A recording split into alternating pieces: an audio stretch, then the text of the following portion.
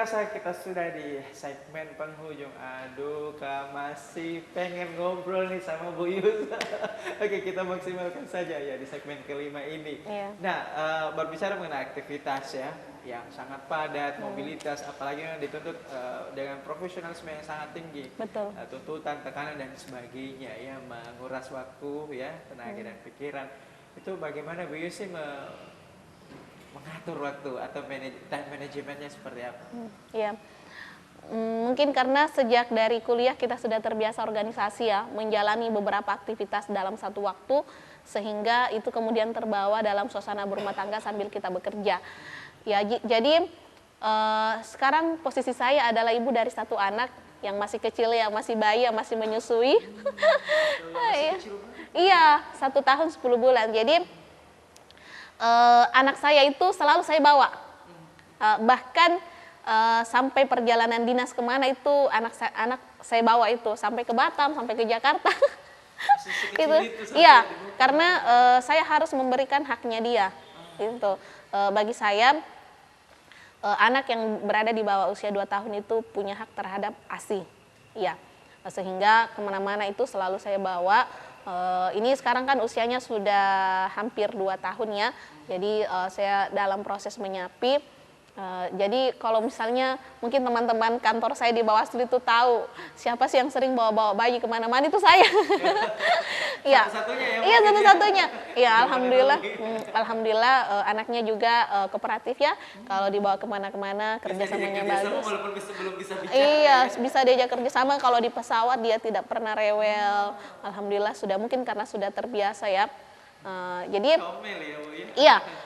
Jadi kalau membagi waktu itu mungkin dengan anak saya yang masih kecil, kalau misalnya kayak siang seperti ini sudah bisa saya tinggalkan karena menyusunya juga sudah tidak terlalu sering. Nah, tapi kalau malam itu dia masih menyusui, gitu. Karena komitmen saya dulu, karena saya pernah terlibat dalam isu kesehatan ibu dan anak, sehingga memang komitmen saya, anak saya harus menyusui, dia harus ASI eksklusif selama 2 tahun. Sesibuk apapun saya, itu saya harus memberikan ASI kepada bayi saya karena ada haknya di situ dia. Jadi dengan aktivitas yang sangat padat ya, makanya kita di Bawaslu itu sangat terbuka dengan isu-isu kesehatan ibu dan anak.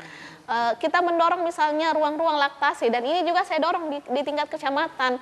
Bagaimana jadi dari perempuan-perempuan yang kita pilih jadi panwascam itu kan ada yang punya bayi juga, ada yang dulu hamil. Jadi itu tetap kita bahwa tidak boleh karena dia hamil, tidak boleh karena dia bayi itu menghalangi dia untuk terpilih sebagai komisioner. Bayinya ini mau kemana aja? Iya, jadi kantor itu adalah rumah kedua bagi betul. anaknya. Saya secara pribadi menjadikan kantor bekerja saya itu adalah rumah kedua saya.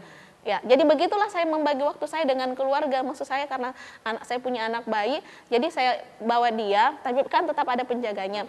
Kemudian di kantor itu bagaimana memberikan ruang yang aman, dan ini saya dorong sampai di tingkat kecamatan bahwa di kantor-kantor panwascam itu dia harus ada ruangan khusus ibu dan anak, dikhususkan bagi ibu-ibu yang punya bayi ataupun tamu-tamu yang punya bayi yang ingin melapor, ingin mengadukan pelanggaran tapi punya anak, itu kita siapkan ruang ramah perempuan dan anak bagi mereka. Karena itu saya lakukan juga di kantor gitu. Selanjutnya Bu Yus, suka dukanya menjadi seorang Bu Yus. Ya itu tadi, maksudnya kemana-mana bawa bayi, pasti kan agak sedikit rempong ya bahasanya orangnya, tetapi saya berusaha kuat. Kemudian saat anak sedang sakit, kemudian ada tugas juga yang harus dijalankan, itu bagaimana kita bisa mengkomunikasikan itu dengan teman-teman, bahwa pada satu waktu kita harus berada di 2 tempat, ya kan. Kemudian kalau ada tugas malam-malam kan di Bawaslu ini tidak mengenal jam kerja ya. Pengawasan itu bahkan standby sampai 24 jam. Misalnya kemarin pada saat pengawasan pendaftaran partai politik, itu kalau hari terakhir itu pasti kita mengawasi sampai jam 12 malam. Jadi dalam kondisi itu saya bawa anak saya menginap di KPU. Jadi saya bawa, iya saya bawa, karena kami harus menginap di KPU. Kami harus menginap di KPU untuk memastikan bahwa kegiatan-kegiatan pengawasan di KPU itu tetap berjalan meskipun kita punya misalnya anak misalnya ya. Jadi mungkin suka dukanya di situ. Kalau Kalau tadi kan saya mendengar bahwa banyak memang hal-hal yang perlu ditaktisi seperti itu kan dia sifatnya duga. Kalau sukanya itu enaknya itu apa enaknya? Bisa jalan-jalan. Jalan-jalan gratis ya. Saya orangnya suka traveling ya, saya orangnya suka traveling. Jadi saya suka kemana-mana gitu kan. Jadi bagi saya liburan bersama dengan keluarga itu sekaligus bekerja biasanya. Jadi kalau kita sedang ada perjalanan dinas dan sebagainya, ya sebisa mungkin saya memanfaatkan itu untuk healing gitu ya. Lebih dekat juga dengan masyarakat ya. Iya, jadi saya kalau bekerja ke gunung itu kan wilayah kerja saya itu adalah 9 kecamatan daerah pegunungan, 9 dataran rendah. Jadi kalau kita lihat goa itu bukan Sungguh Minasa. Betul luas ya. Goa itu Malino, pegunungan sana. Mungkin 80% dataran Iya, tinggi ya. dan saya jadi saya tidak pernah menjadikan kunjungan-kunjungan seperti itu sebagai beban karena harus melewati jalan yang masya Allah berkelok-kelok dan hancur.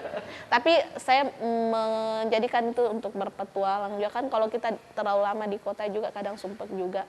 Betul. Apalagi kalau perjadinya ke Malino ya pasti saya menikmati Malino juga gitu. Ya, iya. Sambil berwisata. Iya, belum lagi mata. kalau perjalanan dinas misalnya ke daerah misalnya ada BIMTEK di Bali misalnya lumayan kan bisa sekalian jalan-jalan misalnya.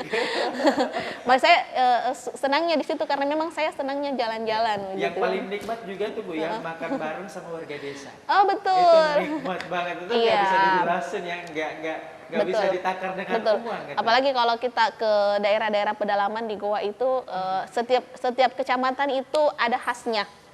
Kalau saya ke daerah Bontonompo Selatan itu disuguhi dengan ayam ada namanya ayam tolak pinggang. Karena saya juga pencinta kuliner ya. Tolak pinggang ya, tolping. Kalau ke daerah Birimbulu sana yang dekat-dekat Jeneponto itu ayam kampung. Jadi kalau ke Malino ya buah-buahan segarnya. Jadi saya berpetualang sambil menikmati kuliner di daerah kecamatan-kecamatan itu sangat saya nikmati sekali selama saya bekerja. Terakhir nih, harapan-harapan nih untuk perempuan yang menyaksikan program kita Bukan Perempuan Biasa, khususnya di Sulawesi Selatan ini. Silakan. Iya. Untuk perempuan-perempuan yang ada di Sulawesi Selatan, mari kita meningkatkan kapasitas kita sehingga kita dipandang itu bukan karena kita perempuan yang seolah-olah ingin mendapatkan privilege atau afirmasi, tetapi memang karena kita memiliki kapasitas dan kemampuan sehingga kita mampu bekerja di banyak sektor, di banyak bidang, dan selanjutnya juga saya berpesan bahwa perempuan itu juga harus mandiri secara ekonomi. Iya. Perempuan harus mandiri secara ekonomi, apapun posisinya dia harus mandiri secara ekonomi. Ya. Pokoknya hidup wanita, hidup perempuan. Oke, terima kasih Bu sudah ya. hadir di program Bukan Perempuan Biasa. Insya Allah ketemu lagi di lain waktu untuk membahas lagi ini seperti tidak bisa sangat menarik dan sangat menginspirasi. Terima kasih Ibu Yus. Terima kasih banyak. Ya, itulah tadi obrolan saya dengan Ibu Yusna ini SPD EPD MH ya, terkait mengenai profil beliau yang sangat menginspirasi ya. Dan akhir kata seluruh kerabat kerja TV Visual selalu pamit undur diri. Saya Radias Zahril dan sampai jumpa di program Bukan Perempuan selanjutnya. Assalamualaikum warahmatullahi wabarakatuh.